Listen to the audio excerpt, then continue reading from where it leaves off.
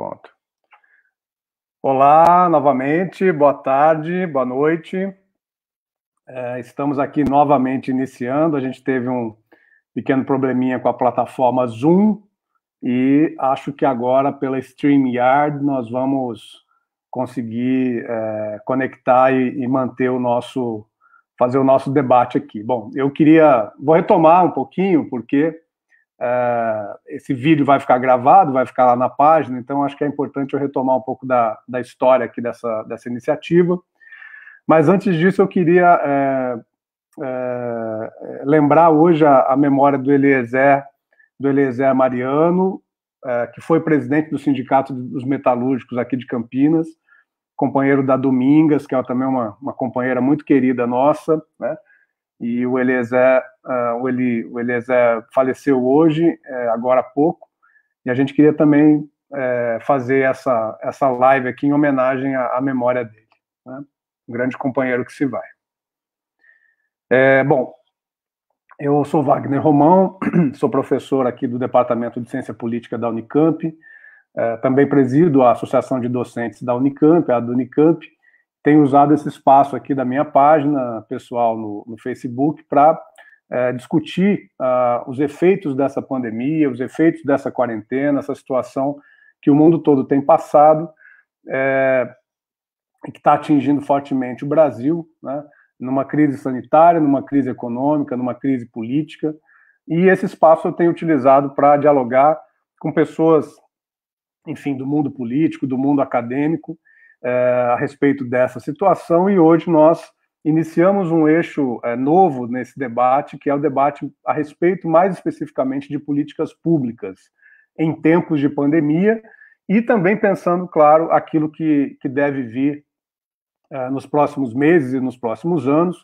A gente sabe que essa pandemia ela gera uma situação inédita no mundo, né, dada a globalização, os efeitos da globalização, e essa proximidade, né, ainda que no nível mundial, mas essa proximidade que a globalização faz nas relações de trabalho, nas relações de produção, e também na geração desse tipo de doença, né, de pandemia, como é essa que nós estamos vivendo agora, né? A pandemia ela pega o Brasil numa situação muito de quase calamidade, né? Numa situação em que o Brasil, por ser um dos países mais desiguais do mundo, né? Desigualdade essa que também aflige as nossas cidades, ela compõe todo um sentido, uma situação urbana nas nossas cidades, e a gente sabe que, enfim, acho que as políticas públicas de maneira geral, a área de saúde em especial, né, se não estavam preparadas para a situação que nós vivíamos antes da pandemia, muito menos agora, nesse momento. Então, a gente quer aqui hoje discutir água, saneamento e moradia, né? Eu tenho dois convidados e uma convidada. Começo pela Luciana Ferrara, que é minha amiga dos tempos de faculdade lá na USP. A Luciana é arquiteta urbanista, formada, então, pela USP, agora é professora já há 5 anos, professora de Planejamento Territorial na Universidade Federal do ABC. Obrigado, Luciana, pela tua presença.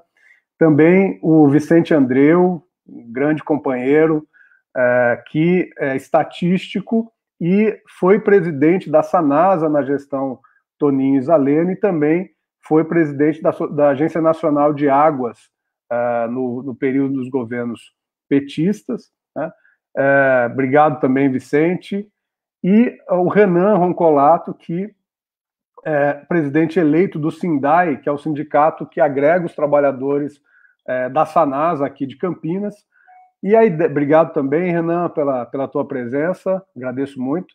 E a ideia hoje é a gente exatamente tentar tocar nessa questão, né, relacionar as questões da água, do saneamento e da moradia, né, para discutir a situação atual das cidades brasileiras e o que fazer, né, quer dizer, como nos prepararmos melhor para essa situação de pandemia que nós estamos vivendo e que provavelmente nós vamos ter que pensar em políticas públicas de maneira a conviver e minorar os efeitos de situações como essa que nós estamos vivendo, né? Então, sem mais delongas, a gente já teve um pequeno atraso por conta dessa mudança da plataforma aqui, mas agora eu quero passar, então, a palavra para a Luciana.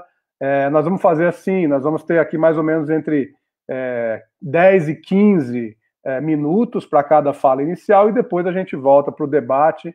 Inclusive vocês que estão nos acompanhando, que eu agradeço também a presença, a participação, podem enviar comentários e questões que eu vou transmitir aqui à Luciana, ao Renan e ao Vicente. Luciana, então, muito obrigado, a palavra é sua.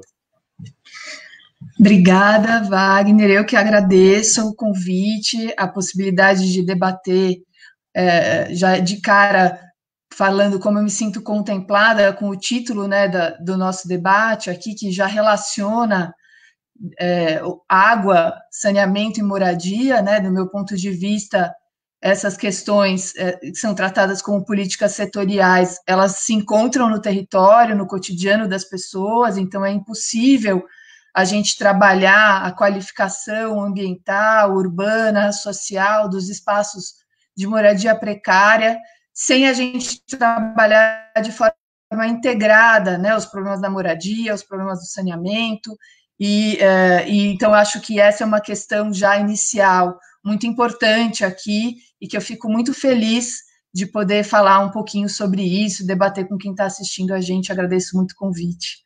Né, depois de tanto tempo na faculdade, juntos voltar, ainda que virtualmente, aqui a conversar, e também com os colegas Vicente e Renan. Então, falando de política pública, inicialmente, eu acho que é muito importante a gente lembrar, e eu colocar a minha interpretação pessoal, de quem estuda esse tema já há bastante tempo, é que a gente está num momento de retrocesso das políticas urbanas. Então, acho que esse é um primeiro ponto bastante importante de levantar, porque, em termos de política habitacional, em termos de política de saneamento, a gente teve um momento de avanço, né, que a gente pode considerar das políticas urbanas, principalmente no tema da urbanização de favela. A gente teve o programa PAC, o Programa de Aceleração do Crescimento, voltado, uma parte dele voltado para os assentamentos precários, quando assentamento precário é a forma como a política pública denomina as diversas formas de moradia da população mais pobre em situação de precariedade, então inclui favela, loteamentos populares, conjuntos habitacionais degradados, cortiços, todas essas formas de morar na cidade. E a gente teve um avanço grande de investimento, né, com o PAC. A professora Rosana Denaldi e o professor Adalto Cardoso, do Rio de Janeiro, fizeram uma pesquisa sobre isso, lançaram um livro com um balanço do PAC, né, mostrando a diversidade regional, de como esse programa foi implementado em várias cidades. A gente teve o programa Minha Casa Minha Vida, que tem uma certa crítica sobre ele em relação à qualidade urbanística dos projetos, mas ele tem um enfrentamento de quantidade de produção habitacional. Então, a gente tem essas duas formas principais. Eu não vou me estender aqui sobre as críticas específicas a esse programa, apenas dizer que a gente teve investimento público, né?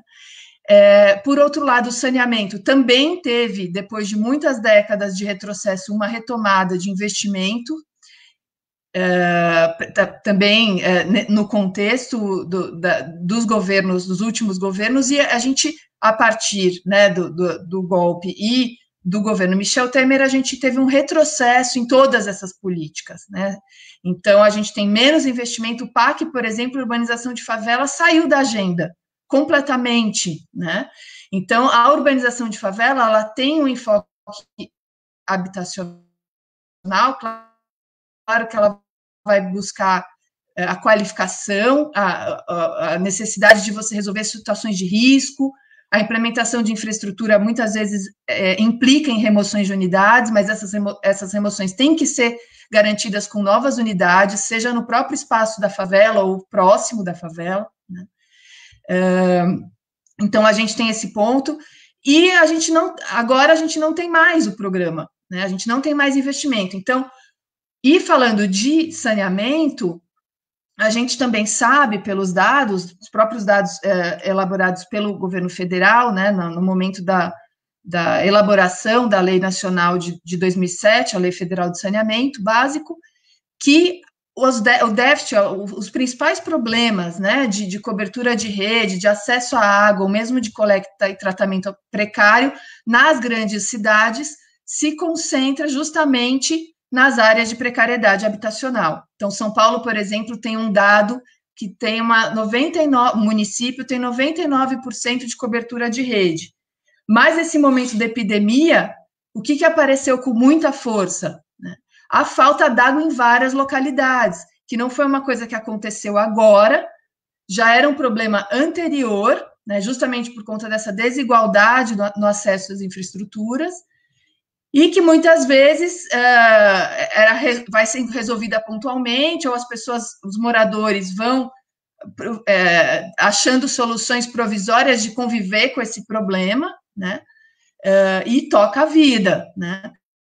Mas nesse momento de pandemia, a falta d'água não tem como, né, o morador dessas áreas seguir as orientações padrão, né, de higiene, de lavar bem as mãos, de fazer o isolamento social, nessa extrema condição de desigualdade, dificuldade de renda, da sua casa, né, muitas vezes ser um domicílio pequeno, congestionado, com muitas pessoas morando, os trabalhadores, muitas vezes de serviços essenciais, ou por conta da necessidade de renda, também não conseguem parar de trabalhar, né? Então, você tem uma junção de vários fatores, né, que vão colocar essa população mais exposta ao contágio, né, com um risco maior de adquirir, de pegar a doença, e com menos condições de sarar, né, ou de ter acesso aos serviços de saúde público. Então, eu acho que a gente tem aí um quadro que a pandemia explicita, um quadro de desigualdades urbanas, sociais, ambientais, que a pandemia explicita, mas que já estão colocadas estruturalmente no nosso processo de urbanização. Então, o que aconteceu? Teve uma outra live que eu fiz há umas semanas atrás, promovida pelo Observatório dos Direitos à Água e ao Saneamento, do qual eu faço parte também, e que o Leandro, que é um morador da Rocinha, uma das grandes favelas do Rio que todo mundo conhece, falou, olha, um dos primeiros gritos foi a falta d'água. Então, ainda que a gente tenha dados muito gerais de cobertura de rede de quase 100%, quem não está no 100% tem uma condição muito, muito ruim, muito precária de sobrevivência na cidade. Então, os movimentos sociais de moradia, também o Ondas, articulado com sindicatos, né, que atuam no setor do saneamento, começou a pensar essa questão. Foi formulada uma carta aberta aos brasileiros com 10 recomendações, que está disponível no site do Ondas, e também traduzimos essa carta para um informativo popular, que está sendo extensamente distribuído pelos aplicativos de celular, pelo Facebook, etc., para orientar as pessoas o que fazer em termos emergenciais nesse momento, em termos de reivindicação. Então, por exemplo, a gente tem muitas áreas em São Paulo de favela que tem urbanização, mas o próprio ritmo de crescimento da dinâmica habitacional e a insuficiência dessas políticas para atender a população faz com que setores dentro da própria favela, por exemplo, a rede não chegue até eles, né? Então, mesmo em áreas urbanizadas, a gente tem um problema de acesso à infraestrutura. Então, essa é uma questão. Outra questão é quando as moradias estão em áreas que são cobertas de rede, mas elas não têm caixa d'água. Então, elas não têm como armazenar a água. Então, chega à tarde do trabalho, tem a intermitência da rede, que é a forma que a Sabesp regula a pressão para não ter perda na rede, e isso acontece para a cidade inteira, mas nas áreas de favela, onde as famílias não têm caixa d'água, isso vira um grande problema. Então, são reivindicações também em relação à suspensão de cobrança, né? A não ter corte por inadimplência no período e não incidir cobrança. Então, tudo isso faz parte, algumas companhias, algumas empresas prestadoras de serviço já adotaram algumas dessas medidas, a gente vê isso acontecendo, a própria Sabesp está distribuindo caixa d'água em algumas áreas, mas essas são medidas pontuais, emergenciais, para que a população tenha acesso à água nesse momento, ainda que isso não resolva e não possa substituir uma política de médio e longo prazo, que é a retomada da urbanização de favela, de uma forma com participação social, popular dos moradores, né, com uma visão integral de tratamento das questões habitacionais, infraestruturais e ambientais. Então, a gente tem que ter muito cuidado no Brasil, porque, às vezes, essas soluções provisórias ou emergenciais acabam se tornando permanentes, porque a política pública demora a chegar, quando ela chega.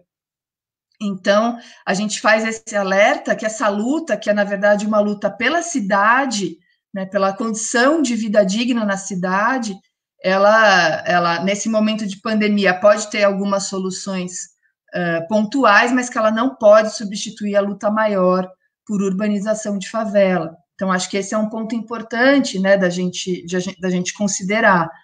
E a gente, nesse momento também, por estar trabalhando com os movimentos de moradia, com uma rede de comunidades da Zona Sul de São Paulo, com pesquisas na universidade, a gente viu que era um momento também de aprofundar o conhecimento sobre a falta d'água nessas situações. Então, pelo Laboratório de Justiça Territorial, em parceria com esses movimentos e também com outros pesquisadores, inclusive da Universidade de Michigan, a gente está aplicando um questionário sobre acesso à água nesse momento de pandemia. Esse questionário é um formulário online, muito fácil de ser preenchido, que está disponível na página do Facebook do Laboratório Justiça Territorial, e ele está sendo endereçado para moradores de áreas com precariedade, com falta d'água, para a gente poder mapear, identificar e aprofundar o nosso conhecimento, inclusive para saber quais são as estratégias da própria população, né, que ela tem que criar e com a sua condição de renda, muitas vezes comprar água para consumo, porque as áreas que, por exemplo, são ocupações novas, né, recentes, e que ainda não têm a rede pública instalada, elas muitas vezes fazem ligações alternativas. Isso implica num outro problema, que é a tubulação pode ter furinhos e coisas assim, e no caminho a água se tornar uma água contaminada, o que implica em outros problemas de saúde pública. Então, a gente tem que começar a olhar para isso com cuidado, né? A solução do saneamento, a solução sanitária, ela tem que ser pensada muito no padrão, se adaptar ao padrão, né, da ocupação popular. Então, essa é uma questão que a gente tem trabalhado bastante também no laboratório. Então, nesse sentido, a gente está olhando para a situação da pandemia, tentando fazer esses alertas, fazer essas orientações, mas com um olhar para frente, né, de pensar também a retomada, a necessidade da retomada da urbanização de favela de uma forma mais ampla. Então, eu acho que eu vou parando por aqui, que o meu tempo já está acabando. Depois, se a gente puder fazer mais uma rodada, a gente continua, mas eu acho que o alerta é um pouco esse, né? A gente tem esse descompasso que acontece na urbanização brasileira entre uma emergência da situação habitacional, que não se resolve, né? O acesso à terra urbanizada, ela é muito limitada, né? E a população tem que resolver de alguma maneira. Então, a gente tem uma série de fatores. A gente tem partes da cidade que são muito valorizadas, onde atua o mercado imobiliário, o preço dos aluguéis, dos imóveis sobe, a população não consegue acessar. Então, ela vai ocupar ou edifícios abandonados, fazendo cumprir a função social desses edifícios, ou ela vai expandir ainda mais a periferia, né, puxando a necessidade de novas infraestruturas. Então, esse descompasso entre o que é as novas áreas de moradia, as novas ocupações, sem infraestrutura, torna esse problema, ele vai se reproduzindo, é um problema que é contínuo, né? Então, a gente tem essa questão também a enfrentar. Então, se a gente não prover, se o Estado não prover, né, uma diversidade de soluções habitacionais em áreas infraestruturadas, urbanizadas, com a diversidade necessária, né, para lidar com o problema, a gente vai continuar reproduzindo essa forma precária de urbanização, colocando a população numa situação de vulnerabilidade, desigualdade e risco muito maior e permanente, o que é um grande problema. Maravilha, Luciana, muito obrigado pela tua primeira fala, né? Já fiquei curioso com o Laboratório de Justiça Territorial, depois você fala um pouco mais do trabalho de vocês, né? E Campinas é uma cidade com muitos vazios urbanos, né? Também é uma cidade que se espalhou demais, né? Com muitos vazios urbanos, com áreas que poderiam ser ocupadas, inclusive para diminuir tanto questões relacionadas à água, saneamento, mas também ao transporte, né? Que acaba encarecendo demais. Campinas tem uma das passagens mais caras do Brasil, né? E tem muita coisa para pensar nessa conexão aí. Então, obrigado, Luciana. Vicente, Andreu, obrigado de novo pela tua participação. Queria passar a palavra a você, então, agora. Boa noite a todos. Wagner, muito obrigado pelo convite. Uma honra estar com a Luciana e o Renan participando desse debate. E inicialmente registrar também a minha tristeza com a perda do Eliezer, um grande amigo, um ser humano fantástico, um líder político sindical aqui na cidade, histórico, e faleceu hoje de infarto, juntamente com o deputado federal Luiz Lauro Filho, também infarto, e me mandaram uma mensagem dizendo que um dos sintomas do Covid também é o infarto. Então, provavelmente a causa morte está clara, mas esse contexto geral e a dimensão daquilo que a Covid pode provocar ainda talvez não esteja totalmente elucidado. Eu vou falar com bastante facilidade pela fala inicial e bem posicionada da Luciana, mas eu queria começar falando dos retrocessos, né? Eu acho que está muito claro, diversos retrocessos estão acontecendo na sociedade brasileira, em toda a ordem, na questão democrática, na participação social, na ciência, tem uma série de atrasos. Mas todo mundo tem visto também as denúncias e o que tem representado isso para o Brasil em nível internacional na área de meio ambiente. Quer dizer, o Brasil está desmontando totalmente sua política de meio ambiente, favorecendo, né, completamente os interesses que são predatórios, seja na mineração, na agricultura, no desmatamento, na pecuária. Então, o Brasil está vivendo um retrocesso muito grande. A Luciana pontuou aqui o retrocesso também nas políticas públicas urbanas.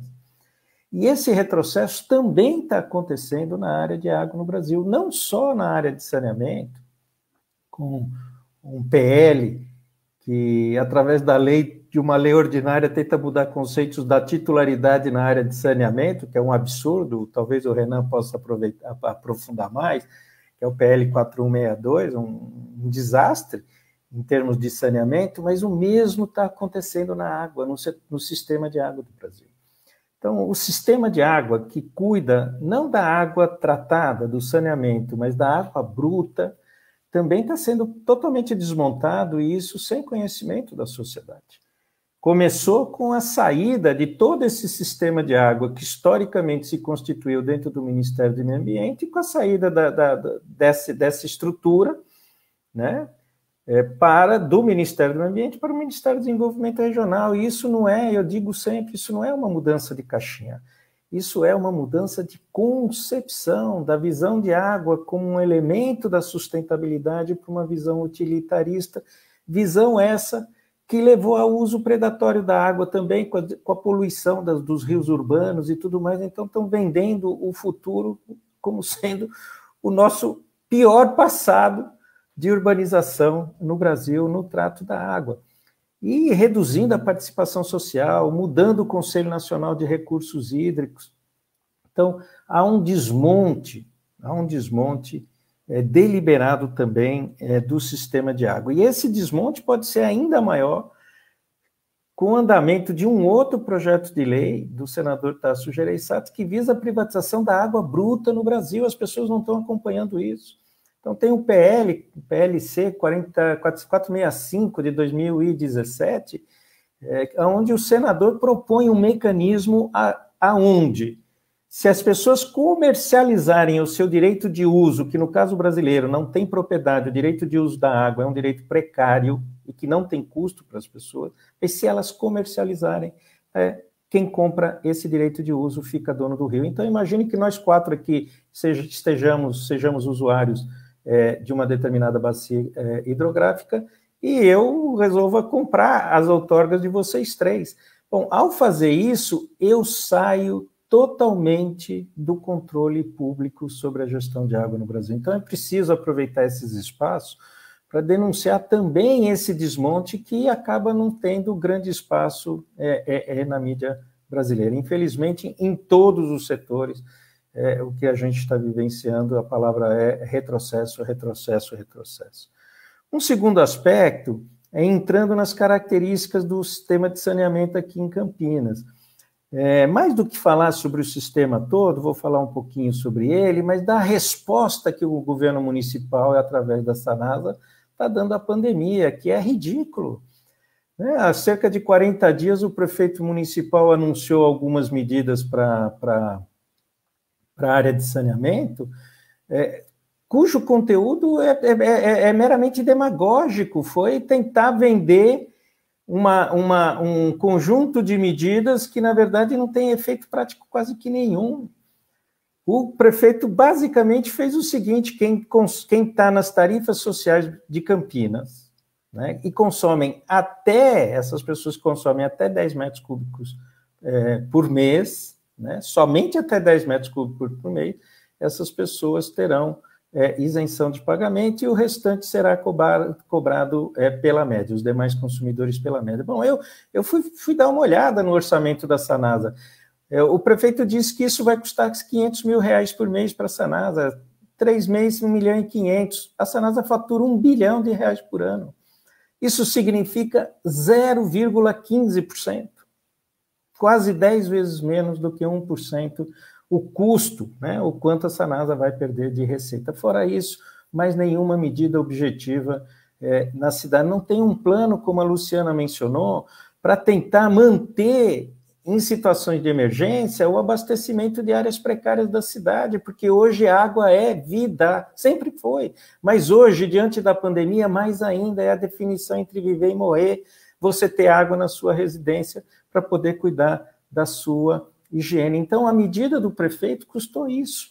Aí eu fui ver também, agora, recentemente, por conta desse debate, Romão, como é que está a situação das empresas, inclusive da Sanasa. A Sanasa não publicou nem sequer o seu balanço trimestral de março. Então, nós não temos informação nenhuma a respeito dos impactos da pandemia. Eu acho que a Sanasa vai ficar devendo água para as pessoas vão pagar mais. Pelo mecanismo que ela arrumou, as pessoas vão ficar com...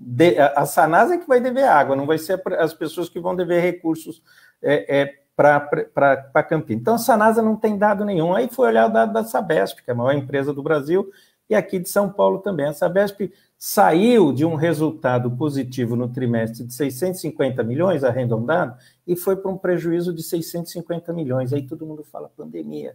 Só que você vai olhar para o orçamento, a receita operacional da Sabesp durante esse período, no mês de março, nós não temos ainda o mês de abril, né? Mas no mês de março, a receita operacional cresceu. O que impactou o resultado da Sabesp foi o aumento, a desvalorização cambial do real frente ao dólar e ao ien, no caso da Sabesp, não sei por que é o ien, né? Que levou o serviço da dívida no trimestre de 150 mil reais para 1 bilhão 980 milhões, 1,9 bilhões de reais. Então, o impacto da redução da Covid na Sabesp não foi na venda de água, porque as pessoas estão em casa, estão consumindo mais água, o impacto foi meramente financeiro. Fui na Copasa, a Copasa teve lucro no trimestre, mas também uma redução do lucro. Aí você vai olhar dentro das informações da Copasa, a Copasa está vendendo mais água, o mesmo impacto, no caso da Copasa, por conta da desvalorização do real frente ao dólar e ao euro. Então, as empresas de saneamento, infelizmente públicas, a maioria delas públicas, porque nós não vamos esperar nada do setor privado em relação a políticas efetivas para essas populações mais vulneráveis, mas o setor de saneamento público está tomando medidas basicamente no sentido de preservar a saúde econômica e financeira dessas empresas. Para quê? Para que no final elas possam repassar o seu lucro. Eu não sou contra o lucro, não, mas sem dúvida nenhuma, o centro da política das empresas de saneamento no Brasil não é o atendimento e dar uma resposta à Covid, mas sim a de garantir o seu equilíbrio econômico-financeiro. Isso é uma vergonha completa. É uma vergonha para as empresas que são empresas públicas. No caso da Sanasa, mais ainda, porque não posso deixar de falar, a Sanasa tem as tarifas mais altas do Brasil, se não são a do Brasil inteiro, por conta de questões específicas, mas elas são mais altas do estado de São Paulo.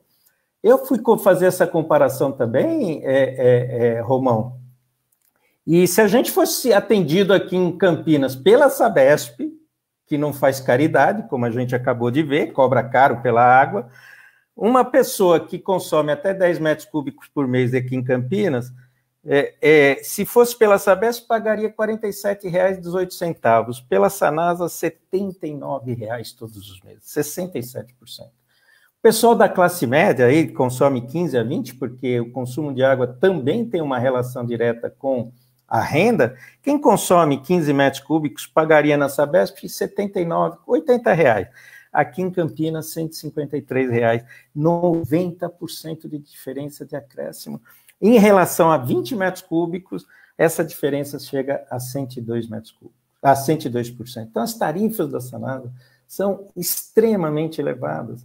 Nós poderíamos estar caminhando para um outro mecanismo, e depois, mais adiante, eu tenho pensado muito de como corrigir esse processo tarifário dentro da Sanasa. Nós vamos ter que reduzir, durante o processo eleitoral, discutir a redução das tarifas da Sanasa, introduzir mecanismos importantes de você regionalizar a tarifa dentro do município de Campinas, acabando com aquela dicotomia, município rico, município pobre, só que tem pobre morando em município rico e tem rico morando em município pobre. Nós precisamos atender os pobres da cidade, sejam eles municípios ricos ou pobres, e a política tarifária ela é uma questão central nessa direção. E, por último, também fazer com que as empresas de saneamento elas tenham uma visão ambiental real, verdadeira. As empresas de saneamento usam azulzinho e verdinho, mas não tem compromisso praticamente nenhum com a questão ambiental. Degradam os próprios mananciais a partir de não tratar os seus esgotos adequadamente, exploram esses mananciais a mais do que necessita através de perdas que são escandalosas, né? E mesmo aqui em Campinas, agora inventando de construir barragens, né? Como o governo municipal tem apresentado, de construir uma barragem em Sousas, que ela se o tempo me permitir logo depois, mas eu já tenho escrito sobre isso, ela é absolutamente inútil e que tem a única finalidade, serve para nada em termos de segurança hídrica. Qual é a finalidade? A finalidade é abrir a fronteira da área de preservação ambiental de Campinas, da APA, né, para a especulação imobiliária, em torno do senso comum que se criou a partir da crise de 2014-2015, de que nós vivemos em permanente crise hídrica. Tem uma série de soluções para esses problemas, uma série delas.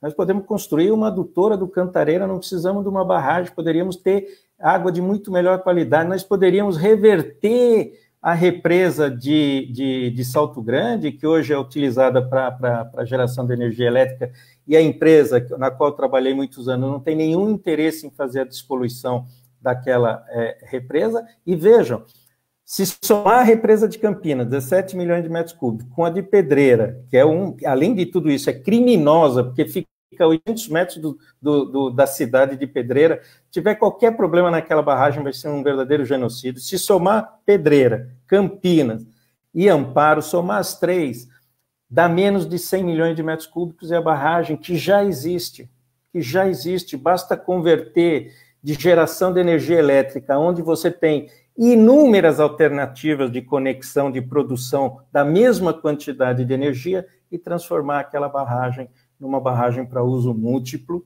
né, servindo de segurança hídrica verdadeira e acabando com essas aventuras, né, que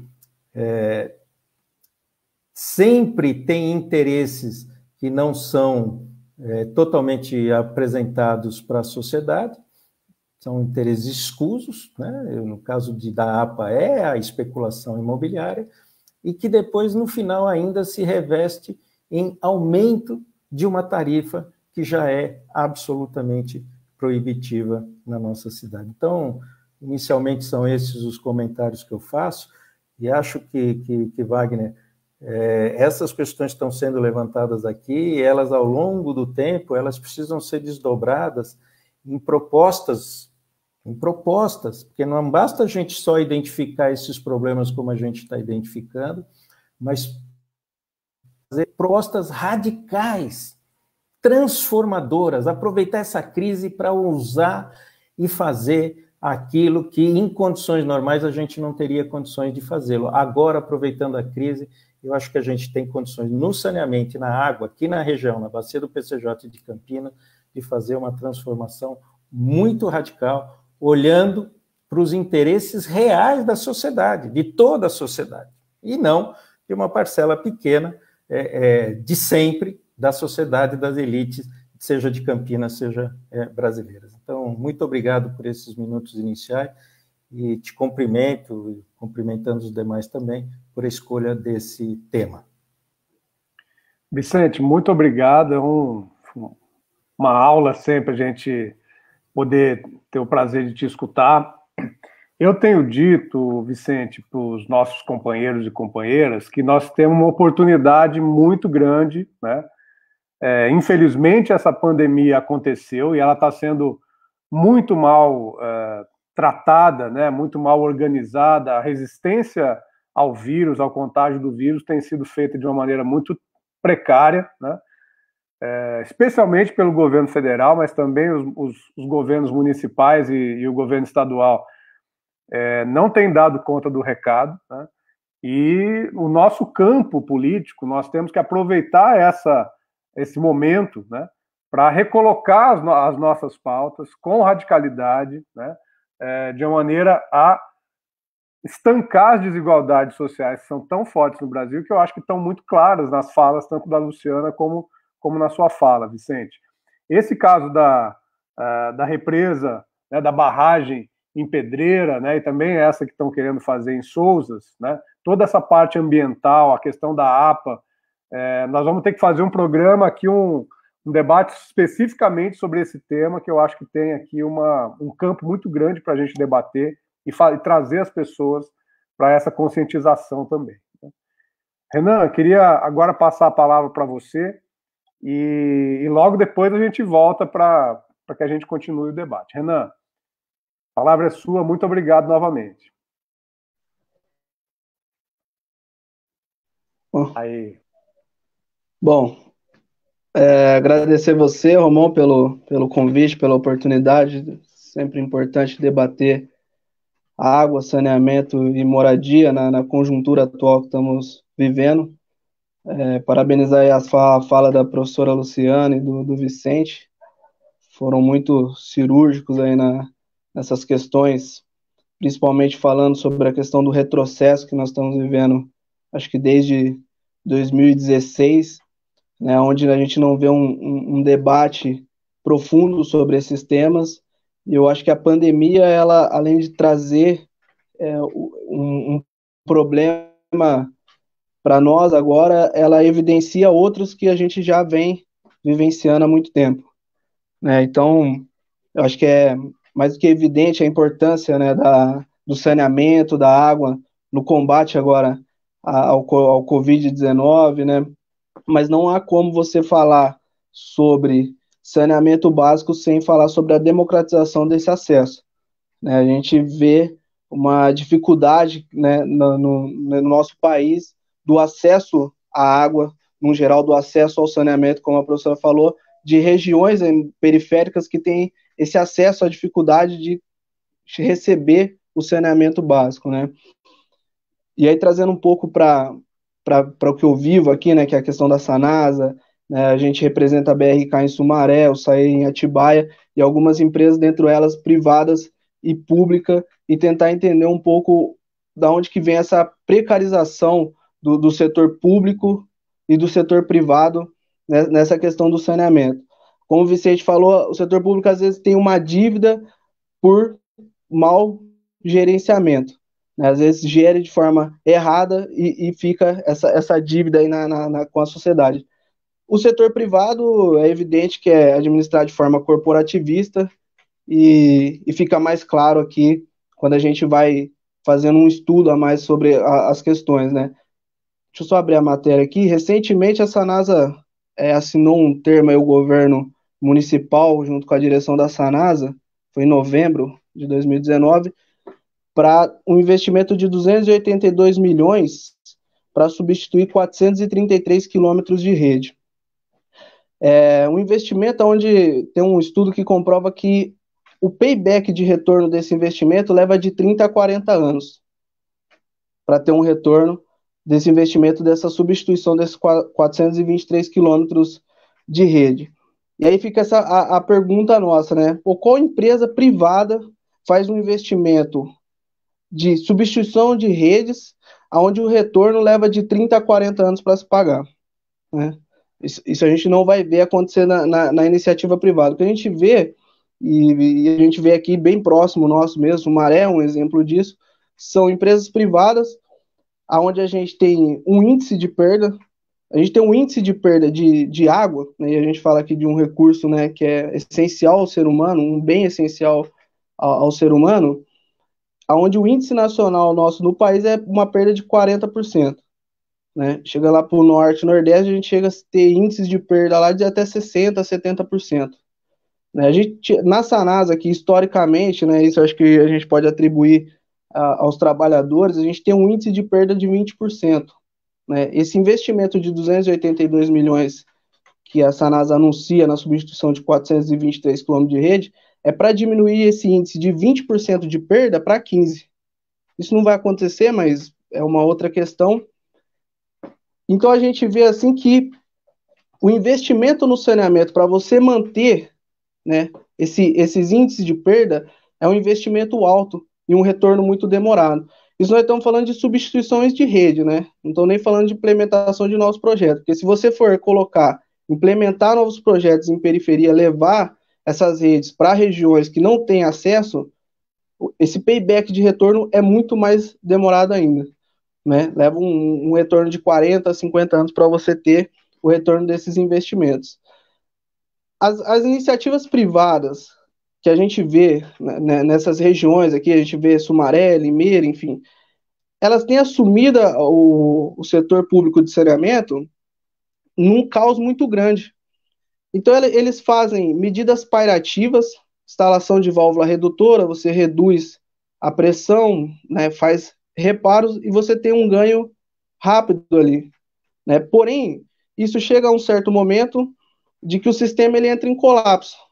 E aí que a gente vê, aí são mais de 300 municípios aí que estão reestatizando, né, desprivatizando as suas empresas de saneamento, porque chega num certo ponto, num certo momento de que eles veem que não há como você manter aquilo dali, ou que o investimento para você ter um retorno, ele é muito demorado.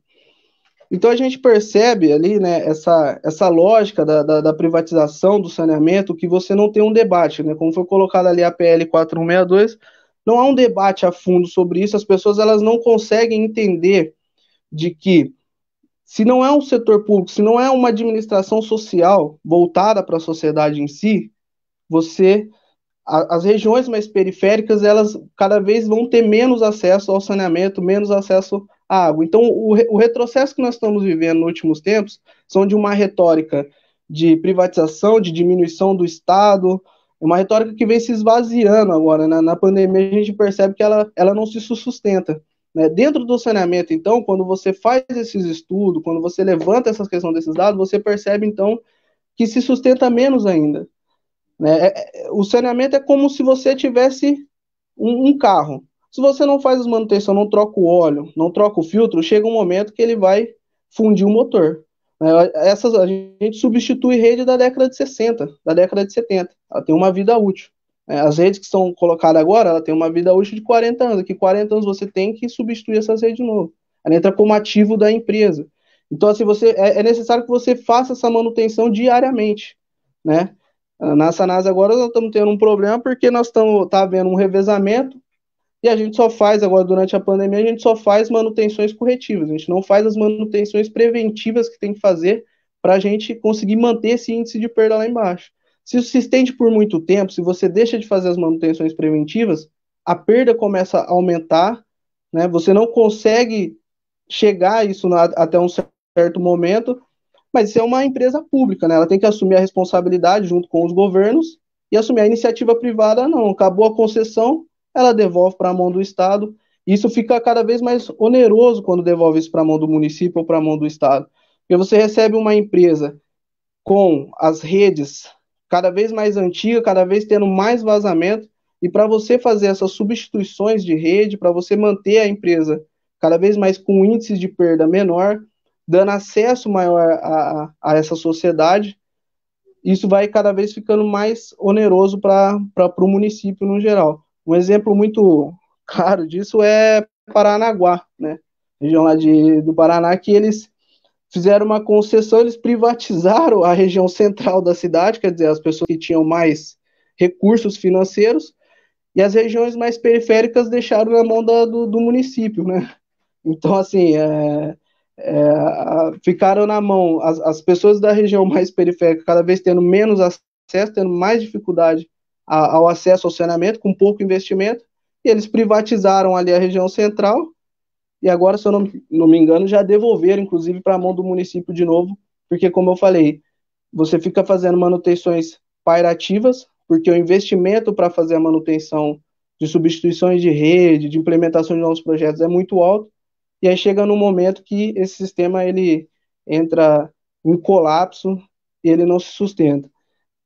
A Sanasa realmente, como o Vicente falou, tem adotado medidas assim, por ser uma empresa, como eu falei, de ter um índice de perda, de ter um faturamento na casa de 88 milhões, né, quase 90 milhões mensal, né, por ser uma empresa consolidada, estruturada, vem sendo administrada quase que de uma forma privada, né? Vem sendo quase administrada de uma forma corporativista. Num momento como esse, num momento de dificuldade como esse, mais visando a questão de rentabilidade, como que vai ficar as condições financeiras da empresa, do que adotar medidas para o combate, de fato, aí, a questão do Covid-19. E aí vem essas questões tarifárias, que é uma outra questão que a gente tem um problema aqui muito alto, né? A gente vê uma cidade que cada vez menos a gente consegue, né, atrair as indústrias, enfim, porque é uma tarifa alta, né, de forma desregular para a questão de indústria, para a questão de comércio, para essa questão social, e a gente vai transformando a cidade quase que em uma cidade de serviço, né? Porque cada vez mais vão esfolando certos setores aí na questão do IPTU, na questão da água, e enfim. Bom, acho que essa é a minha contribuição inicial aqui, e a gente vai retomando aí conforme vai surgindo as perguntas aí, Wagner. Obrigado, Renan. Muito obrigado pela tua participação. Incrível como a Sanasa, né, que deveria ser, que tem toda essa lucratividade que Vicente mencionou, né, ela tem uma medida extremamente tímida, né, nessa crise, quando deveria estar financiando, né, as ações mais relevantes, né, do combate à fome que as pessoas já estão começando a sentir, né, nas periferias. Infelizmente, muito triste que isso não esteja acontecendo. Queria agradecer aqui as pessoas que estão aqui acompanhando com a gente, o Jefferson, a Carol, o Silvio Marques, grande abração para o Silvio, o Mauro, o Maurão, a Adriana, a Varane, a Silvia, o Marcos Batista, a Ana Camila, a Wanda, o Maldonado, a Marilis, o Mauro, o Zé Bonifácio de Souza Amaral, a Cláudia Guzmão, o Marco Antônio Faria, a Karina Galvão, o Cássio, e a Lohana Machado. Deixa eu fazer a pergunta aqui da Lohana, Lula Machado. Luciano, eu acho que tem a ver com aquilo que você estava falando, né, no início. Deixa eu mostrar aqui, que é uma pergunta a respeito dessa relação entre os investimentos em moradia popular e urbanização em áreas muito adiante das regiões mais centrais, né? Ou seja, considerando que a capacidade de suporte do ambiente é limitada, que já fica evidenciado na contínua crise hídrica que estamos vivendo, como conciliar as demandas habitacionais, eu imagino que esteja com as limitações no meio ambiente, né? Eu vou mostrar algumas outras aqui, daqui a pouco você comenta. A Cláudia Guzmão reclama aqui da Sanasa, aquilo que a gente estava comentando aqui também. O Rafael Nores, a Karina Galvão, muitos elogios aí, a nossa atividade. O Mauro Scarpe, obrigado, Mauro, pela tua pergunta aqui, pela tua colocação a respeito da represa de Guarapiranga, né? Exatamente essa, ali na Zona Sul de São Paulo, como a gente tem ali também uma ocupação contínua das margens da represa do Guarapiranga, e acho que seria interessante a gente comentar isso também, né, a respeito de como é que a gente lida com essa questão da especulação imobiliária, e isso dialoga também com a questão que o Vicente colocou a respeito das barragens lá em Sousas e em Pedreira, né, que acaba virando área de lazer, né, para Bacana, né, Vicente? Também a minha grande amiga Ângela Podolski, um grande beijo para a Ângela, fala a respeito da APA, né, e de como exatamente a APA, por si própria, que tem lá 2.500 nascentes, né, quer dizer, ela é um mecanismo natural de fornecimento de água para a população, né, e que, com a construção desses grandes reservatórios de água, que tendem a ficar secos, né, isso está, enfim, vinculado a isso que a gente comentou a respeito da especulação imobiliária e da lucratividade para os amigos, né. A última questão aqui, da Maiara Roncolato. A Maiara diz o seguinte: gostaria de saber quais os impactos da precarização e da privatização do serviço do tratamento de água e do saneamento em épocas de pandemia e das demais doenças. Eu queria também que a Luciana falasse um pouco do trabalho do Laboratório de Justiça Territorial. Acho muito importante esse tema, né? Acho que seria interessante que a Luciana falasse um pouquinho deles. Vicente, a respeito da tarifa da Sanasa, né, e do que a Sanasa poderia fazer agora, né, queria que você aprofundasse também um pouco mais sobre esse tema, né. E Renan, além de comentar as outras questões, né, queria saber a respeito de como é que é a relação aí do sindicato com a Sanasa, né? Eu acho que é muito importante que haja uma relação de corresponsabilidade, né, de respeito aí com o sindicato. Queria que você comentasse um pouco disso também. A gente vive um momento de muita crise no sindicalismo, né, pelos ataques que a gente teve no ano passado, sobretudo com o governo Bolsonaro, mas já desde antes, né? Queria que você comentasse um pouco também, Renan, a respeito disso. E a Emília aqui também, a Emília Rutkovski, um grande abraço para a Emília. A última questão aqui, Vicente, como o valor da água da Sanasa passou a custar tanto no estado de São Paulo e como reverter isso? Então, vou passar para a Luciana primeiro e depois para o Vicente. Luciana. Tá joia, eu vou tentar fazer uma resposta bem compacta aqui. Bom, primeiro é bem importante a pergunta da relação entre as demandas habitacionais e as limitações do meio ambiente. E tem a ver com a pergunta também sobre a ocupação contínua da Guapiranga. Então, quando a gente se aproxima do entendimento, né, do processo de urbanização brasileiro e aqui da região metropolitana de São Paulo, o que fica muito claro é que a demanda habitacional da população de baixa renda, ela não é suprida.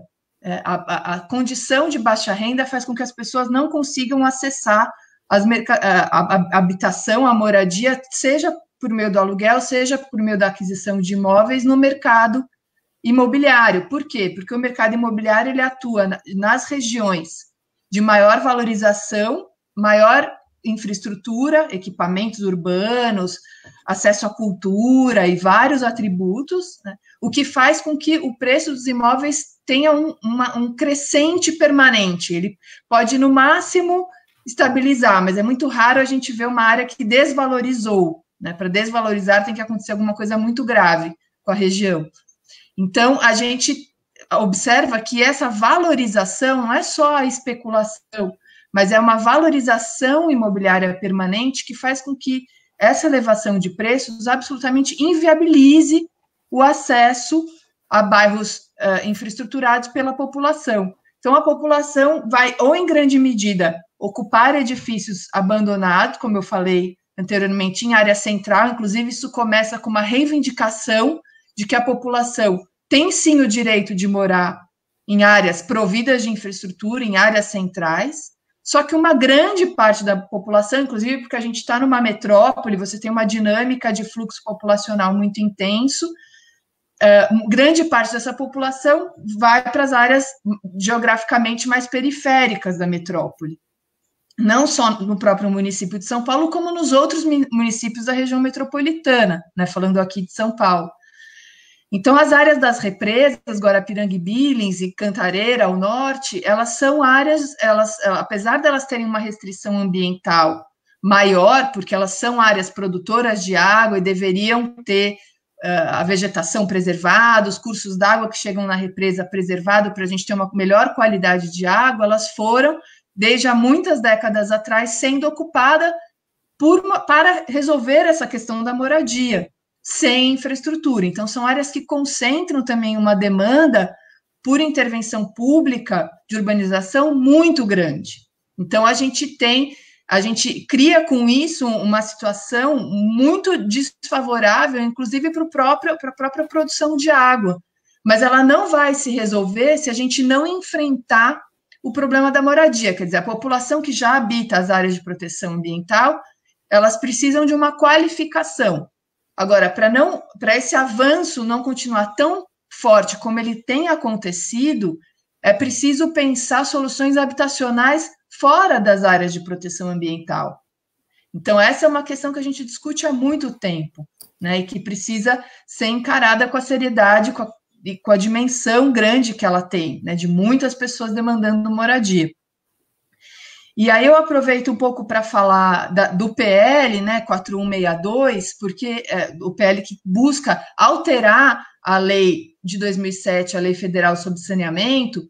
Na nossa visão, na visão do Ondas e de vários especialistas, muito compartilhando o que foi dito aqui, ela é uma lei que, assim, a lei de 2007 já permitia a privatização, mas ela colocava no município, né, que tem a titularidade do serviço, a opção de conceder o seu serviço a uma empresa privada ou não. Agora, o município é praticamente obrigado a fazer um processo de licitação. Então, se flexibilizam várias coisas da legislação, que não dá tempo de tratar aqui agora, para que essa privatização aconteça com muito mais facilidade, desmontando toda uma legislação que a gente tinha anteriormente, não só a própria lei de 2007, como a lei de consórcios públicos e outros arranjos que existiam e vigoravam até então. Então, a gente tem, na visão mais crítica sobre universalização do serviço, essa preponderância da visão econômica sobre o recurso da água, sendo tratada como um recurso econômico, faz com que a ampliação dessa privatização vai gerar, na nossa visão, um aumento de tarifa, o não interesse em ampliar as redes nas áreas de maior precariedade, onde a população vai precisar ou de tarifa social ou de isenção, e também quebra o subsídio cruzado entre municípios, porque você tem municípios que são muito lucrativos, como é o caso de São Paulo, na região metropolitana, para a Sabesp, e municípios que não são, até pela sua condição econômica, de uma população, maior concentração de pobreza, etc. Então, isso tem uma replicação da reprodução de desigualdade em várias escalas. Então, essa é uma questão muito séria que está colocada em discussão com essa lei e que a gente precisa fazer chegar nas pessoas. As pessoas precisam entender que isso vai afetar o seu cotidiano de uma forma muito grave. Então, essa é uma das bandeiras, umas batalhas que a gente tem travado também de comunicação sobre esse assunto. E o Laboratório Justiça Territorial, que é coordenado pelo professor Francisco Comaru, trabalha com as questões de extensão e de pesquisa universitária articuladas, trabalha muito com a questão habitacional, tem projetos que estão acompanhando a questão das remoções forçadas em projetos urbanos. Então, a gente tem trabalhado também com o entendimento da dinâmica de reprodução recente da periferia, com as novas ocupações sobre áreas de proteção ambiental. E eu colaboro também sou pesquisadora do LEPUR, que é o Laboratório de Estudos e Projetos Urbanos e Regionais, que olha para a política pública, para os instrumentos urbanísticos, de uma forma crítica, para a gente poder repensá-los permanentemente, conseguir avançar no pensamento sobre a produção do espaço urbano brasileiro. Então, para não me estender muito, eu fico por aqui. E os laboratórios, esses e os outros laboratórios, laboratório de gestão de risco, laboratório de planejamento, têm as suas páginas, os seus meios de comunicação e de divulgação científica dos trabalhos que estão fazendo. Excelente, Luciana. Isso é muito importante para nós, a gente precisa ter acesso a esses... Acesso tá fácil, né? Você falou, mas é muito importante que a gente mantenha uma interlocução com vocês, né, que estão se debruçando a respeito dessas matérias, porque nós precisamos aqui, uma das nossas tarefas é pensar um programa para a cidade aqui de Campinas, né? Então esse tipo de conhecimento é fundamental aqui para nós, para que a gente possa elaborar política pública crítica, né, que possa realmente transformar a sociedade, transformar essa situação que a gente está vivendo. Vicente, mesmo as universidades da região, né, tem muito a colaborar nesse sentido, vários colegas que também são professores, pesquisadores, e que têm produzido muito, inclusive sobre o tema da água, a professora Laura Bueno, a professora Patrícia Samora, entre outros. Né? Pessoal da PUC aqui de Campinas. Maravilha. Vicente, vamos lá. Vou começar por Guarapiranga, aí uma questão crítica, que é a valorização e desvalorização, né? Eu me recordo que o maior acidente em número de vítimas, um acidente natural em número de vítimas no Brasil foi as inundações que ocorreram, a enxurrada que aconteceu em Petrópolis. No Natal de alguns anos atrás, morreram 1.000 pessoas. Ali, sabidamente, era uma área de deslizamento. Mas por que não havia, e não há, mesmo depois desse evento, a identificação das áreas que são sujeitas a esse deslizamento? Se você tem uma chácara, uma propriedade rural, e na entrada da chácara está escrito assim, perigo, a área é sujeita a deslizamento, quanto vai valer o seu terreno? Trazer isso para casa da questão das barragens. Em 2010, o Brasil ganhou uma lei chamada Lei de Segurança de Barragens. E há vários instrumentos que precisam ser providenciados pelo empreendedor, o dono da barragem. Então, ele tem que fazer um plano de segurança da barragem, e dentro do plano de segurança de barragem tem um plano mais específico ainda, que chama-se Plano de Ação de Emergência. O que é o Plano de Ação de Emergência? O Plano de Ação de Emergência é aquele onde o tempo de reação depende exclusivamente das próprias pessoas. Então, é onde vai a mancha de inundação, o tempo que essa mancha de inundação vai se formar, por exemplo, no caso de Pedreira, são 2 minutos. Bom, o que acontece com as barragens do estado de São Paulo, o estado mais rico do país? Nenhuma barragem de água de São Paulo tem o pai. Eu não conheço a Guarapirama, eu conheço a Billings. A Billings, como ela é um reservatório, mas ela tem vários diques para formar essa bacia, que é a represa de Billings, que é do tamanho de todos os reservatórios somados do Cantareira, para as pessoas terem uma dimensão do tamanho, 1 bilhão de metros cúbicos. Esses diques, todos eles, vários deles, quase todos, pela sua dimensão e pelo impacto, eles deveriam ter pai. O que significaria? Significaria que a população do entorno desses reservatórios deveriam saber o que fazer no caso da ocorrência de um evento, até onde vai o evento, o tempo de resposta. Nenhuma tem pai. Não tem pai por quê? Porque se você fizer o pai, não tem mais... Você rompe aquele ciclo de valorização que a Luciana mencionou e você estabelece o ciclo de desvalorização. Porque quem mora na beirada ou mora para cima, valoriza a barragem, ou mora longe. Mas quem mora para baixo da barragem é um risco permanente e a gente acostumou que não vai acontecer nada. Não acontece nada. Isso, as barragens vai ser que nem a pirâmide do Egito, vai morrer todo mundo e as pirâmides vão estar lá. Não é apenas o rompimento, mas uma operação inadequada dessas barragens coloca em risco a vida de milhares de pessoas. É só lembrar que em 2010, antes da seca de 2014, o sistema Cantareira encheu e foi mal operado. Qual foi a consequência da operação do Cantareira? 100 quilômetros abaixo, aqui em Amparo, Pedreira, inundações decorrentes de uma operação inadequada da barragem do sistema Cantareira no período de chuvas. Então, em relação a Guarapiranga, não tenho essa informação, mas a Billings é isso.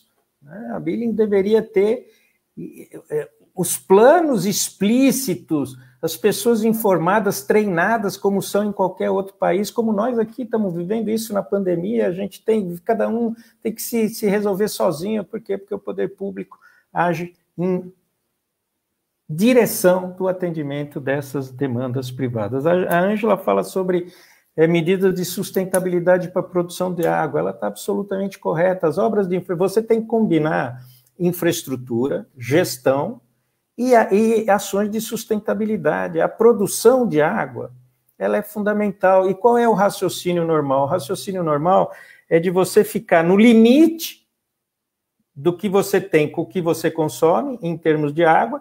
Se você precisar de mais água, você vai buscar água em outros locais, faz transposição, faz um monte de adutoras e tudo mais, e não percebe que você está trazendo para si próprio um risco que é monstruoso. Por exemplo, só com a mudança das regras do sistema Cantareira, que a gente fez em 2017, uma ocorrência de uma crise igual a 2014, 2015 não teria acontecido quase nada daquilo que a gente vivenciou. Por quê? Porque você não se prepara, não prepara o poder público para fazer uma gestão adequada, para tomar medidas de sustentabilidade, fazer regras que visem o interesse da sociedade e não o interesse exclusivamente do empreendedor. A questão da privatização, acho que já foi bem explorado.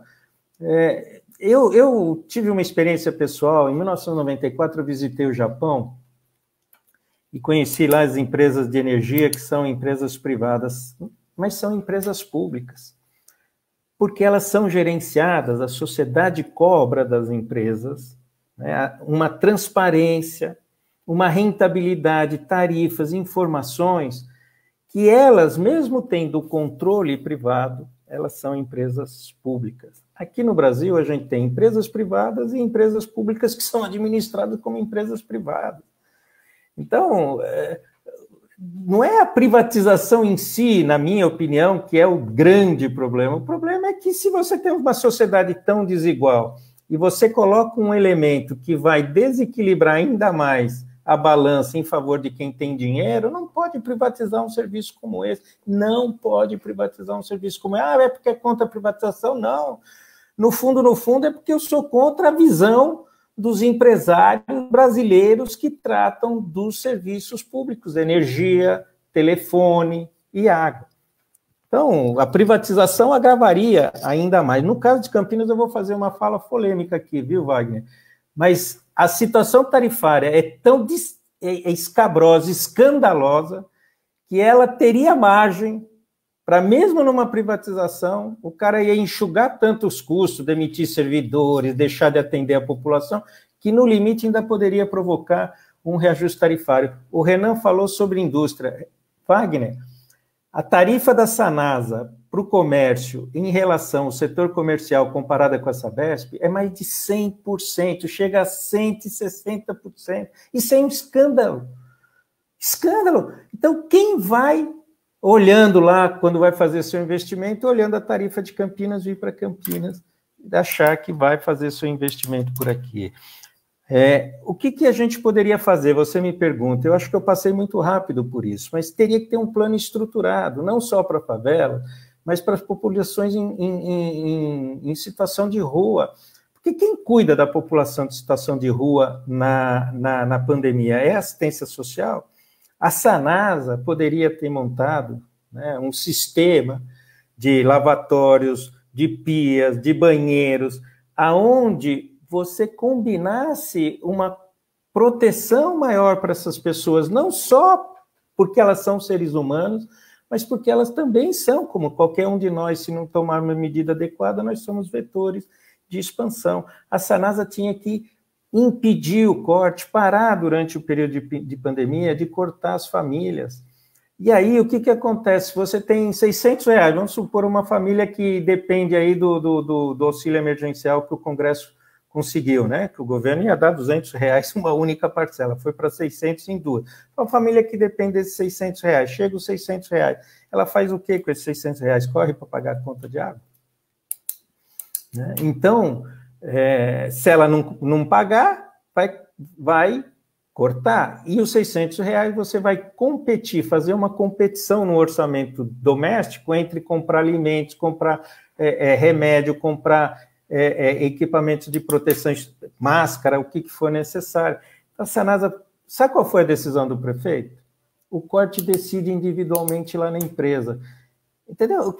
Como é que uma empresa pública pode tomar uma medida aonde, se vai cortar ou não vai cortar, depende da conversa que você eventualmente teve com o atendente? Isso teria que ser uma política pública. Ela teria que suspender o corte, mesmo que as pessoas estejam inadimplentes. Por quê, Romão? Porque o hidrômetro, ele é contínuo. Então, mesmo que você passe 2, 3 meses, no final você sabe qual é o valor, eventualmente, daquela dívida, aí você recompõe, depois que essa crise passou, depois que você conseguiu restabelecer o processo aí econômico, as pessoas tenham segurança nas suas famílias. Agora, elas não podem ficar pressionadas, né, porque para manter a saúde da Sanasa, elas tenham que sacrificar as próprias condições familiares nessa pandemia. A Emília perguntou por que o valor é tão alto. Isso é um processo histórico, né? Esse é um processo histórico. Eu acho que tarifa, ela é uma questão delicada. Eu tenho uma frase que também é polêmica, mas eu acho que a gente tem que ser muito transparente. Eu acho que a água tem que ser cara, inclusive para que tenha o uso racional da água. Porém, ela tem que ser barata para quem precisa de água barata. Então, você tem que fazer políticas públicas que enxerguem a importância da água, seja na produção, seja na vida das pessoas, e ter tarifas adequadas para isso. Por exemplo, uma coisa que eu critico, quando a Dilma reduziu a tarifa de energia para todo mundo. Eu morava lá em Brasília, morava sozinho num apartamento pequeno, minha conta passou de, sei lá, de R$15 para R$3. Para que ela reduziu a tarifa de todo mundo? Ela deveria ter, né, na minha opinião, reduzido essa tarifa, dirigido, seja para produção, competitividade internacional, mas para pessoas que realmente precisam. E aqui em Campinas precisa de uma política que seja dessa forma. Acho também, Emília, dialogando com você, aproveitando esse tempo, que o setor de saneamento aprendeu com o setor elétrico.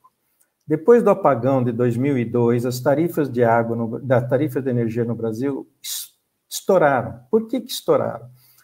porque foi pedida recomposição sistemática das tarifas de energia, como está sendo pedido, inclusive, agora, por conta da pandemia, as empresas de energia estão pedindo isso de novo, 10 bilhões de reais. Mas o que elas pediram? Reajuste tarifário para compensar a perda que estavam tendo no seu mercado em 2002. E tiveram esses reajustes. E aí a crise acabou. E o que acabou acontecendo com o reajuste? Esses reajustes continuaram. Depois da crise, as empresas de energia explodiram de ganhar dinheiro. Explodiram de ganhar dinheiro. Depois da crise de 2004, mesmo sendo recente, já são 5 anos, as empresas aprenderam com isso. E o processo regulatório no Brasil, o Boni, que foi presidente da Arcesp, um economista espetacular, professor da Unicamp, sabe bem disso, que eu vou dizer, o processo regulatório no Brasil é muito fraco, né? Ele sai praticamente do atendimento das conveniências da empresa. O reajuste que está sendo proposto para a Sabesp nesse período que está em consulta pública é absolutamente inadequado. Se propõe uma remuneração do capital da Sabesp de 7,4%, baixando de 8,3% para 7,4%, quanto os juros está em 3% e caindo no Brasil e no mundo, e vai cair no Brasil e no mundo durante muito tempo, e vai ter uma remuneração do capital de 7%. Isso autorizado por quem? Pelas agências reguladoras. Então, depois da crise, aqueles aumentos que foram concedidos, de uma maneira geral, para enfrentamento da crise, eles se mantiveram na estrutura tarifária e as tarifas simplesmente explodiram. O que poderia ser feito com a receita da Sanasa? O que está acontecendo hoje com o lucro das empresas de saneamento? Elas viram imposto, elas praticamente entram no caixa da prefeitura para compor adicional de receita como se fosse um imposto adicional. Então, serve para qualquer coisa, serve para iluminação, serve para praça, serve para pagamento de salário, serve para tudo. Nós deveríamos ter, na produção de lucro, 2 prioridades. Uma, o reinvestimento no setor de saneamento desse lucro. E se você tem condições de transferir o lucro para políticas públicas, essas políticas públicas deveriam ser transparentes. Então, vou dar aqui uma ideia do que eu estou pensando também. A Sanasa tem um lucro anual perto de 200 milhões de reais. Repassou para a prefeitura no último ano 80 milhões de reais. Para onde foram esses 80 milhões de reais, Raimão? Você que é um pesquisador, para onde foi? Nem você nem ninguém sabe. Ninguém sabe. Nós deveríamos pegar esse dinheiro, esses 80 milhões, e deixar claro para a sociedade. Na minha opinião, deveriam ser investidos em saúde, está evidente isso, mas não. O prefeito optou em usar o lucro da Sanasa como garantia de financiamento para fazer o BRT. Quer dizer, são coisas completamente diferentes. O saneamento compõe, junto com o meio ambiente e outros setores, mas especialmente como saúde, uma condição única. Então, na minha opinião, nós deveríamos deixar claro na política pública de Campinas, né, que a produção de lucro, num percentual técnico, tudo, porque você tem que manter o equilíbrio da empresa, você tem que garantir os investimentos, como o Renan tão bem mencionou, mas você deveria ter uma destinação específica. Se você não tiver uma destinação específica, eu defendo que seja na saúde, isso, na verdade, a tarifa de água é imposto indireto para os cofres municipais de Campinas. Obrigado, Vicente. Renan, por favor.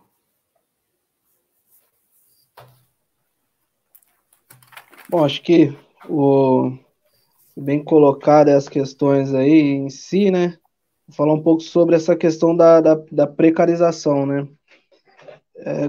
Como a gente mesmo falou dessa PL que visa a privatização, e uma das empresas aí que a gente representa lá, os trabalhadores, esse sistema ele precariza não de imediato quando você privatiza a empresa. Como eu falei, de pronto eles instala uma válvula redutora, reduz a pressão, faz uma manutenção paliativa, e aí o cara falou lá, tinha uma perda de tanta, a água chegava na sua casa uma vez, agora tá chegando 2 e pum, sobe a tarifa lá para cima lá. A questão é que ao longo dos anos, só nessa manutenção pairativa de remendar a tubulação, de instalar a válvula redutora de pressão, em um certo momento isso entra em colapso. Se você não substitui a rede, né, as redes, se você não faz a implementação de um projeto, de um estudo, de um projeto, chega em um certo momento que isso ele entra em colapso, ele não se sustenta. E é aí que o momento aí que começa a precarizar de fato aí o saneamento e fica inviável, né, você conduzir a empresa nessa forma. É o que a gente vê acontecendo aí quando inicia as reestatizações. Sobre a questão que o Romão falou da relação da Sanasa, da direção da Sanasa com o sindicato, a gente assume uma direção agora, uma direção, a gente conseguimos renovar essa direção, foi bem interessante aí, porque tivemos uma renovação de quase 60% aí dentro da direção, né, tivemos uma renovação também, né, essa renovação deu de fato dentro da Sanasa, né, um pessoal novo que foi entrando, e isso reflete dentro do movimento sindical, e a gente espera que isso vai refletindo dentro de todo o movimento sindical, essa renovação que é bem importante. A gente tem deixado claro que o nosso compromisso é com o trabalhador que está inserido na sociedade de Campinas, e a sociedade, o trabalhador satisfeito com o serviço da Sanasa em si, a direção vai estar bem e todo mundo está caminhando bem nesse sentido, né? Tivemos agora aí uma situação difícil, que foi agora a primeira negociação agora do acordo coletivo desse ano aí, porque saiu o decreto municipal suspendendo tudo, né, sem apresentar um estudo de fato, apresentaram um número lá de uma perda lá de receita de 20 milhões, mas não apresentaram um estudo, né, sobre, reduziu a produção de água, está consumindo menos, o comércio, a indústria, enfim. É diferente esse momento agora de falar que houve uma redução drástica no consumo de água do momento do que aconteceu em 2015 da crise hídrica. Acho que o Vicente lembra bem o que a gente passamos aqui. Ali você via que realmente o negócio despencou né? É diferente do momento que a gente está vivendo agora. Então a gente não vê, eu, né, particularmente não vejo uma redução na produção de água a ponto de você justificar a Sanasa não tomar medidas efetivas com a sociedade e até mesmo com os trabalhadores, mas resolveu adotar ao decreto municipal, suspendendo a negociação coletiva com os trabalhadores, e isso sem retomar lá assim que as situações normalizar. Realmente esse não é o momento, né, é muito difícil você discutir qualquer situação agora nesse momento, mas a gente gostaria de abrir um diálogo nesse sentido, de não, vamos ser transparentes com a questão dos números, né? Houve redução, está havendo realmente a redução na produção de água, na redução, né, na receita da empresa, por que não está adotando medidas com a sociedade, com esses trabalhadores também que estão inseridos, né, nessa sociedade em si, enfim. Então, nesse momento, essa relação aí caminha nesse sentido, né, uma relação um pouco mais vertical, mas a gente espera que haja esse entendimento aí de que o compromisso nosso é com os trabalhadores, é com a sociedade de Campinas, e se a sociedade estiver satisfeita com o trabalho da Sanasa, a direção estará também fazendo o seu trabalho bem, enfim, e a gente caminha. Do contrário, é resistência, né? Então é isso. Muito bom, Renan, muito bom. Muita força aí para vocês que estão iniciando essa gestão. Quantos anos, Renan, de gestão agora, para essa gestão que foi para essa chapa que foi vitoriosa em fevereiro? 4 anos. 4 anos de mandato aí. Bastante, hein? Pela frente. Vai firme. Força aí para vocês todos, para você em especial, mas para vocês todos aí. Obrigado. Gente, eu queria fazer aqui tentar uma síntese aqui, porque eu acho que é importante a gente ir agregando os elementos aqui. Acho que a Luciana falou, enfim, de vários assuntos, mas acho que me chamou a atenção a questão da retomada da urbanização de favelas, né? De que a gente possa ter as políticas territoriais articuladas, né, para que a gente possa, enfim, quer dizer, água, saneamento, moradia não dá para pensar de maneira separada. eu agregaria até as políticas de sustentabilidade ambiental, né? Acho que é fundamental a gente pensar isso de maneira articulada, né?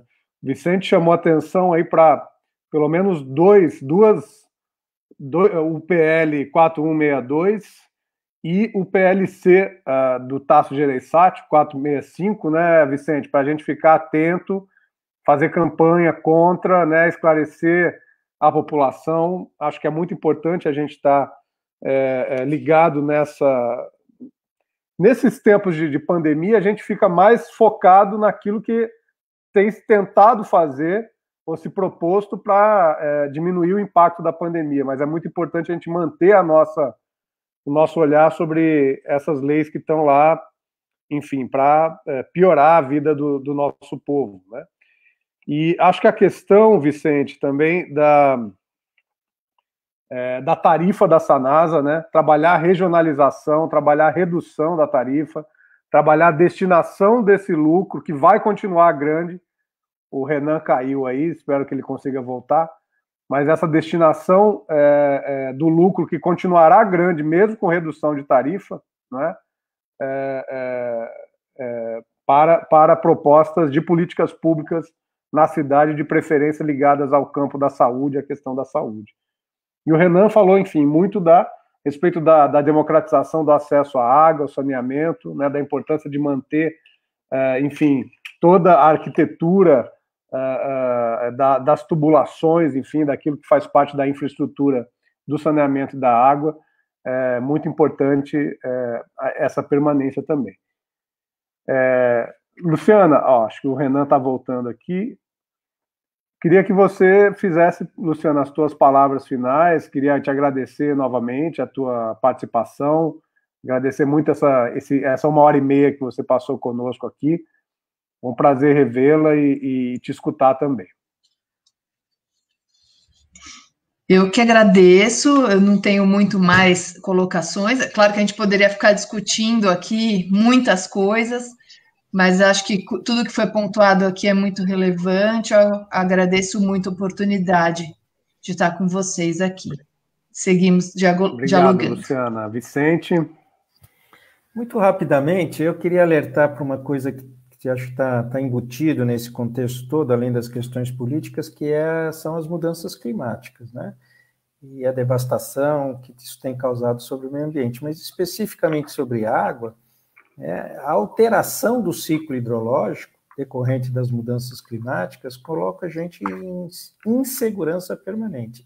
Os 8 anos que eu vivi na ANA, quando eu cheguei, a gente ouvia muito, o Brasil tem de 12% a 18% da água superficial, não distribuída, mas tem 18% da água superficial do mundo, a América do Sul é o continente das águas, e foi uma sucessão de crises hídricas em razão de chuva, também de gestão e política, mas em razão de chuvas, inédita. Nós estamos tendo uma seca hoje no Paraná, inédita, ao mesmo tempo que no Rio São Francisco, o Rio São Francisco subiu no nível, os reservatórios, que não tinha mais de quase 10 anos. Então, o que a gente está vivendo é um processo de alteração tão brutal que, mesmo esses 12% ou 18% de água doce superficial do mundo, demonstra que nós estamos muito frágeis diante desse cenário. E mais, nós poderíamos e precisamos, enquanto humanidade, aproveitar a dimensão dessa crise para que as nossas saídas, né, não sejam mais do mesmo como foi em 2008. A crise de 2008 produziu uma redução de emissões no planeta. Qual foi o passo seguinte, liderado pela China, quando tudo voltou ao normal? O aumento das emissões de gases de efeito estufa no mundo. Então, nós precisaríamos aproveitar essas saídas para fazer opções que fossem na direção da sustentabilidade. Desde as questões mais gerais, como a questão agrícola, combater o desmatamento, mudar o padrão energético, até questões mais pontuais, Romão. Por exemplo, se você tiver que fazer uma frente de trabalho, por que você tem que fazer uma frente de trabalho para uma obra? de infraestrutura e você não pode fazer com que as pessoas plantem árvores, limpem rios, dá emprego nessa direção. Então, nós precisamos aproveitar a crise também para entender que, no fundo, nós estamos em várias pandemias, mas pelo menos duas são muito graves, a pandemia do Covid e a pandemia climática que a gente está tendo. E não vai ser com uma quarentena, por mais longa que seja, que a pandemia climática será resolvida no planeta. Era isso como mensagem final. Muito obrigado pela oportunidade. Obrigado, Vicente. Renan, você caiu ali um pouquinho, mas só as tuas palavras finais, de novo agradecendo a tua disponibilidade para estar aqui conosco.